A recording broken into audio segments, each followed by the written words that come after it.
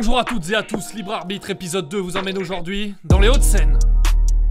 Au programme, l'ADA Blois, pensionnaire de Pro B, se déplace sur le parquet de Boulogne-le-Valois pour une des affiches des huitièmes de finale de Coupe de France.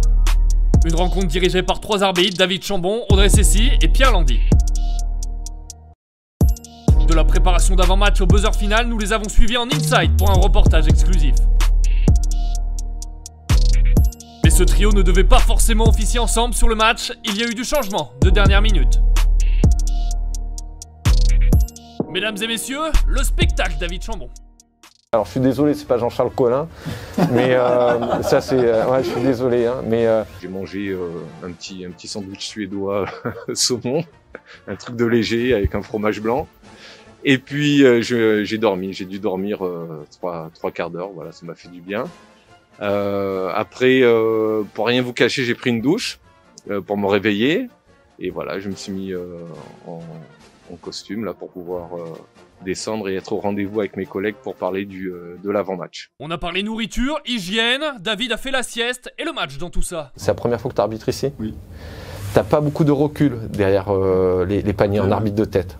Donc moi, souvent, si le panier est là, l'arbitre, la ligne de fond est ici, souvent j'évite pas trop, alors même si on demande d'être des fois en position de close down là, mais après souvent je m'écarte. Alors quand tu t'écartes, quand tu arbitre de tête, ça veut dire qu'arbitre de centre, moi j'ai besoin que l'arbitre de centre il soit pas trop, il faut pas qu'il soit trop entre ligne des 3 points et prolongement de ligne des lancers francs. Je préfère qu'il soit plutôt prolongement de lancer franc, voire plus bas. Paris c'est, moi je les ai fait cette année, le Valois pardon, c'est assez propre. Hein. J'ai regardé encore le match, ça joue au basket, c'est propre, il n'y a pas de tricherie, voilà. Blois aussi, c'est un peu dans le même type d'équipe aussi. Un point qu'on peut remarquer quand on n'a pas arbitré depuis longtemps, et moi je me rappelle dans mes premiers matchs ou deuxième match que j'avais fait, j'étais en concentration et voire surconcentration, et j'étais fatigué comme jamais quoi, à la fin du match, mais fatigué mentalement quoi. Voilà. Et des fois même j'ai remarqué des fois tu sais, tu as des sautes de concentration où t'es pas là aussi. Alors, comment je le vois, moi, ça s'est traduit, par exemple, je me mets du mauvais côté du tireur de lancer franc, tu sais, quand t'es, voilà, t'es pas du bon côté quand t'es arbitre de tête, là, ou l'arbitre actif, voilà. Tu vois, c'est des trucs comme ça. Je vais essayer que, quand je siffle une faute, je vais essayer d'annoncer à chaque fois le fautif, voilà, avant d'aller à la table, hein.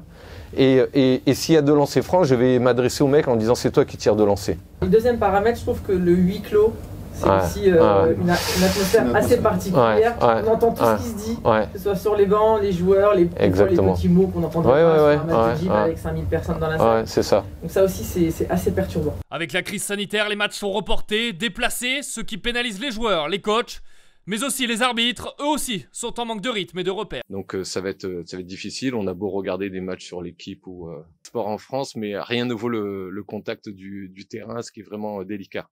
On est là, il y a 3 arbitres, il faut qu'on fasse le job. Faire le job, certes, mais aussi être élégant sur le terrain. Et pendant que certains se préparent à aller en soirée, d'autres sont plus sérieux, car oui, arbitrer un match, ça demande aussi d'avoir suivi les cours de technologie au collège. Donc il y a 2 types de matériel. Donc dans un premier temps, le Precision Time. Le Precision Time va nous servir à déclencher le chronomètre. On a un petit système également de micro qui se relie au sifflet, qui va permettre d'arrêter le chronomètre sur les coups de sifflet et qui nous permet de gagner en précision par rapport à la table de marque et au temps de la rencontre. Les joueurs discutent entre eux, les coachs donnent des consignes, mais les arbitres peuvent aussi se parler grâce à un système d'oreillettes, un système appelé Vokero, très utilisé par les arbitres de football. Cet outil est très très important au niveau des duos d'arbitres ou des trios d'arbitres pour communiquer entre nous. Il faut éviter la surcommunication.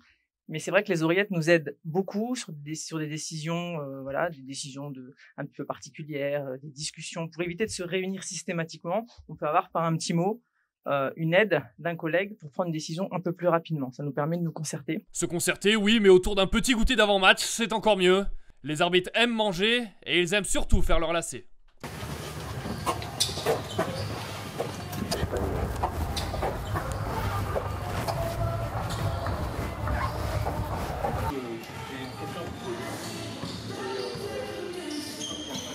Voilà, c'est quand on rentre vraiment dans les 20 minutes, quand on rentre sur le terrain, où on ressent l'atmosphère par rapport aux joueurs, où on a tout le ressenti, où voilà, on commence déjà, rien quand on met les 2 premiers pas sur le parquet, à sentir un petit peu l'atmosphère qui va se passer. On commence un petit peu à se réveiller, à se mettre dedans.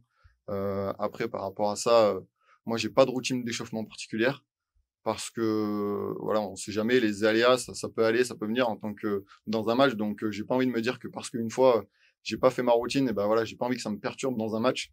Donc, on va dire, j'ai pas de routine particulière. Je prends un petit peu comme ça vient. Même si bon, j'ai 2-3 moyens mémotechniques afin de voilà de me sentir si je suis assez échauffé et physiquement et mentalement. Un peu de footing pour Audrey, elle est consciencieuse et déjà dans son match. Il y en a un par contre qui aurait aimé enlever sa veste et revêtir un maillot NBA.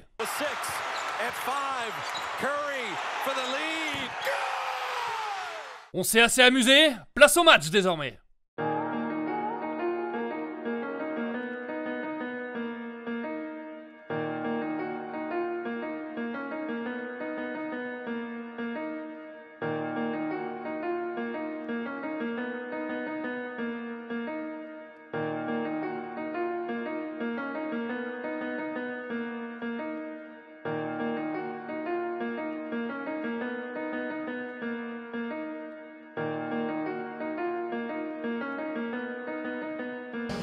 Bon match.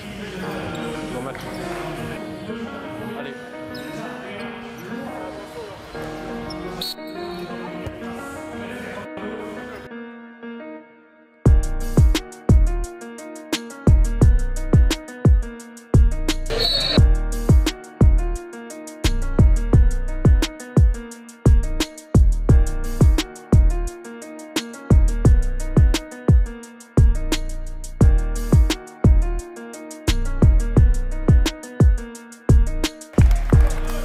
Il va avoir 2 lancers francs pour le 23.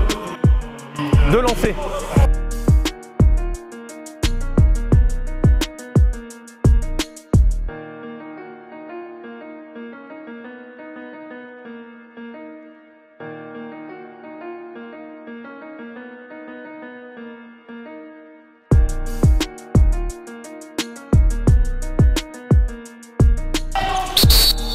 Secondes.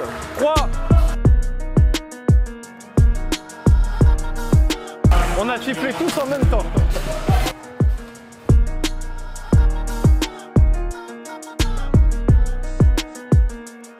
Bon, pour le moment, ils tiennent bien quand même, Blois, là. Ils jouent avec beaucoup d'énergie et voilà. Après, on verra s'ils vont tenir physiquement.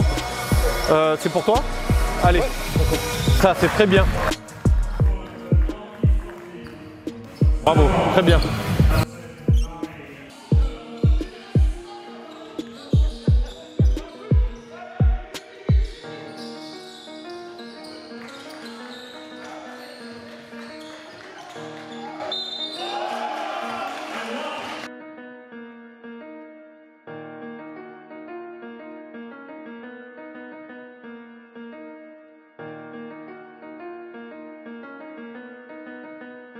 Ouais, peut-être, mais dans tous les cas, le ballon repart dans ce sens-là. À la fin, on ne se trompe pas.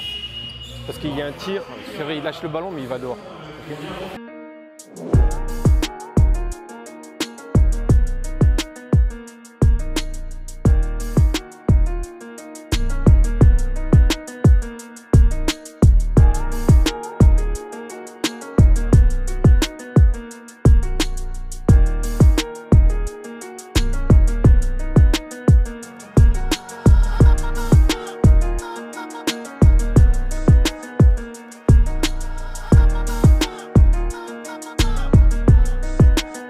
Benjamin Monclar, le capitaine de l'ADA Blois, ne pourra rien faire. Défaite 76-59 sur le parquet de Boulogne-le-Valois. Libre Arbitre épisode 2, c'est déjà terminé. Referee Time vous donne rendez-vous très vite pour de nouvelles vidéos.